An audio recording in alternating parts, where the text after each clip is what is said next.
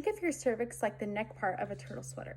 Essentially, it needs to stretch and shorten to allow for the passage of the baby.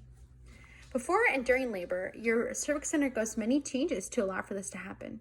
Contractions in the body allow the cervix to move, dilate, thin, and soften. Once your cervix is completely dilated, the baby can be delivered. First, let's talk about how your cervix may feel and what the doctors are looking for.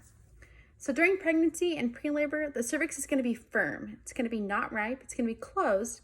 It's going to be difficult for the doctors to reach when they do cervical exam. When the cervix is soft, it feels soft to the touch. It's towards the front of the baby's head. It's very thin and it stretches open. A soft cervix is a favorable cervix. Next, let's talk about the movement of the cervix. Weeks before labor, the cervix is posterior. This means that it's facing the back. At this point, the cervix is going to be hard and closed. As the cervix begins dilating, it begins moving. Once it's in the middle, it's considered midline. And then finally, when it's ripened and softened and prepared for labor, it moves towards the front, towards the baby's head. Now that we've covered how the cervix feels and how the cervix is going to move in labor, let's talk about the thinning of the cervix, otherwise known as effacement.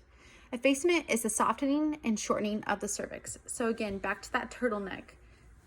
It's going to be long and hard, and eventually it's going to soften, shorten, and widen.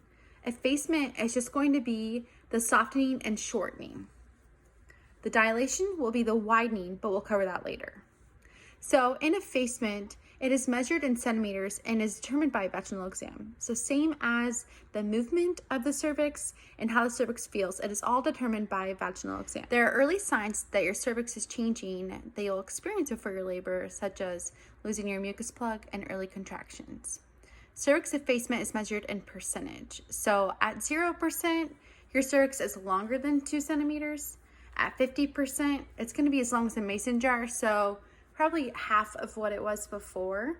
And then at 100%, your cervix is as thin as a piece of paper. Just so you can kind of see that, I've got tissue paper here, and it's going to be as thin as that. Now that you understand how the cervix effaces, let's talk about how it dilates. So the dilation is going to be that stretching so the baby's head can fit through. Contractions are what cause the dilation and effacement of the cervix. Basically, the contractions cause the baby's head to go further down and further open and soften the cervix. This accommodates for the passing of the baby's head. Basically, the cervix needs to be completely dilated and effaced before you can give birth. Dilation is measured in centimeters and can be measured by a vaginal exam. A fully dilated cervix is 10 centimeters. To help you understand how the cervix looks as it dilates, I'm going to use a few food examples to show you how big your cervix is going to get before you have the baby. So in the beginning, your cervix is 1 centimeter. This is the size of a blueberry. So imagine this as your vaginal opening, your cervix, 1 centimeter. So next, when it's 2 centimeters, it's going to be the size of a grape.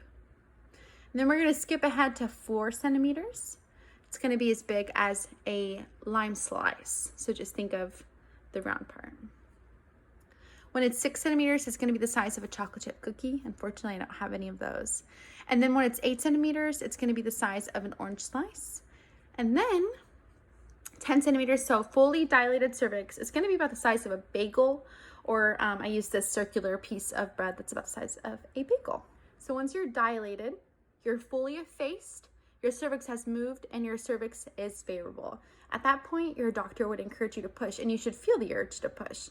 So that kind of sums up how the cervix changes throughout your labor and to prepare your body for birth so the baby's head can fit through.